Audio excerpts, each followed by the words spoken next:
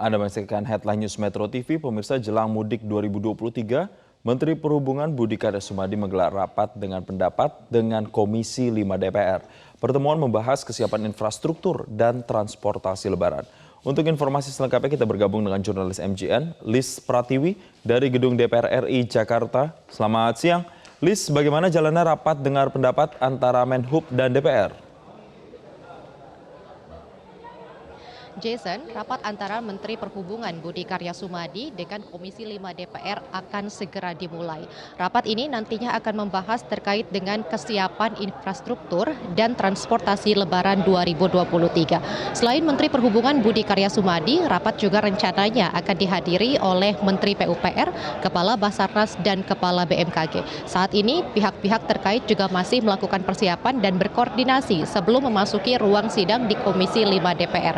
Sebelumnya, Menteri Perhubungan Budi Karya Sumadi juga telah melakukan koordinasi terkait dengan persiapan mudik 2023. Dalam pernyataannya, Menhub menyatakan bahwa dalam mudik tahun ini diperkirakan akan terjadi lonjakan volume pemudik mencapai 123,8 juta orang. Angka ini lebih tinggi dibandingkan dengan tahun lalu, sementara itu dominasi pemudik nantinya diperkirakan akan menggunakan kendaraan roda 4 atau menggunakan jalur darat. Untuk itu, kesiapan infrastruktur akan terus dipersiapkan dan diperhatikan sejak dini, mengingat masih ada cukup waktu jelang puncak arus mudik mendatang. Jason? Ya, Liz, lalu apa saja yang akan dilakukan pemerintah untuk mengantisipasi lonjakan pemudik tahun ini? Jason, ada sejumlah hal yang dibahas dan rencananya akan menjadi antisipasi dari pemerintah dan juga pihak terkait untuk menghadapi lonjakan pemudik di tahun 2023 ini. Di antaranya adalah rencana untuk melakukan pengalihan arus, baik itu kontraflow maupun one way, dan juga pembatasan kendaraan pengangkut barang di masa puncak arus mudik nanti.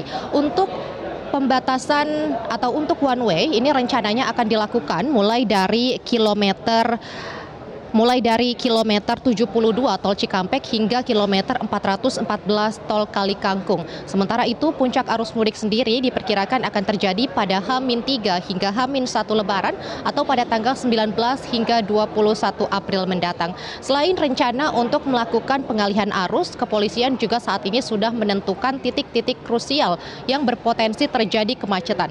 Salah satunya untuk di Pulau Jawa ini terjadi di tol Cipali yang rencananya atau diperkirakan ini akan terjadi baik itu potensi kemacetan pada saat arus mudik maupun arus balik Lebaran nanti.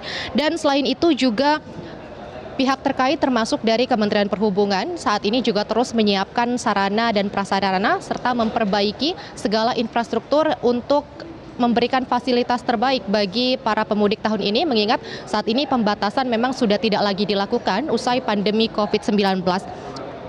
Dan selain itu juga pihak Jasa Marga ini memperkirakan bahwa ada 4 gerbang tol utama di jalur tol Trans Jawa yang diperkirakan akan dipadati oleh para pemudik, yakni gerbang tol Cipali, gerbang tol Cikupa, gerbang tol Ciawi, gerbang tol Cikampek Utama, dan juga gerbang tol Kalihurip Utama.